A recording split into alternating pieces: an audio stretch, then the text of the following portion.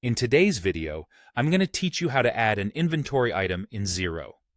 Whether you're managing a small business or an expanding enterprise, keeping your inventory organized is key to smooth operations. So, let's get started on how to add an inventory item to streamline your business processes with Xero.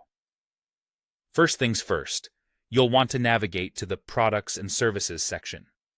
To do this, look towards the top of your screen where you'll find the main navigation menu. Click on Business, which will reveal a drop-down menu. From there, go ahead and select Products and Services. This is the hub where you can manage all your stock, giving you insight into what's available at any given moment. Once you're in this section, locate the New Item button and click it to initiate the process of adding a new inventory item. Now you've been brought to the New Item screen, where it's time to enter the general item details.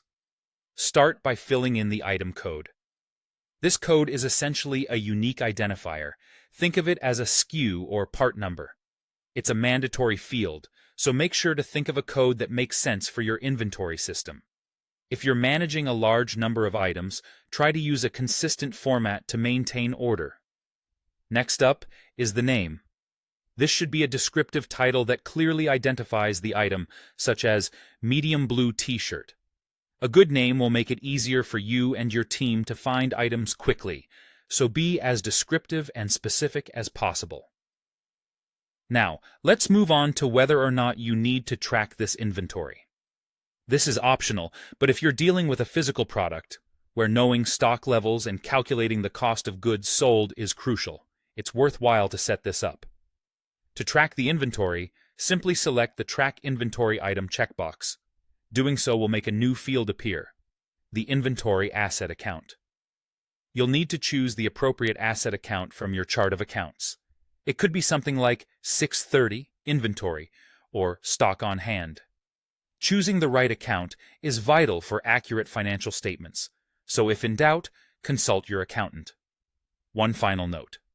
If you're setting up tracked inventory for the first time, remember, you'll need to create an opening balance for the stock quantity beforehand.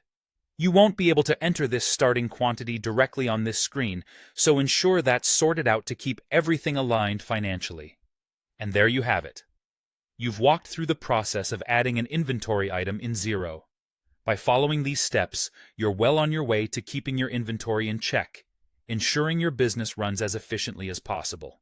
Thanks so much for watching, and don't forget to subscribe for more helpful tutorials.